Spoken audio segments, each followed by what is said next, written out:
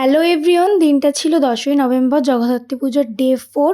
So আজকে কিন্তু পুজো জগদ্ধাত্রী মায়ের। আর এখানে দেখছো আমরা 3 বান্ধবী কিন্তু একই শাড়ি পরে রেডি হয়ে গেছি, আর একটু ঢঙও করে নিলাম।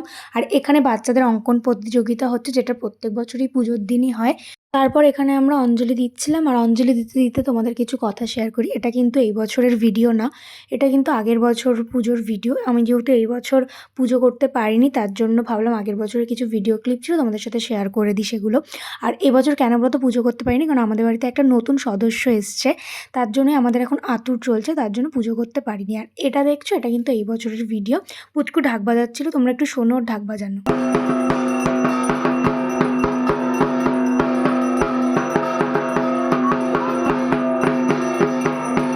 কেমন বাজালো ঢাকটা অবশ্যই কিন্তু তোমরা কমেন্ট করে জানিও। আর তারপরে সন্ধ্যাবেলা এখানে খিচুড়ি ভোগ দেওয়া হচ্ছিলো সবাইকে। সো আবার দেখা হবে নেক্সট কোনো ভিডিওতে। বাই।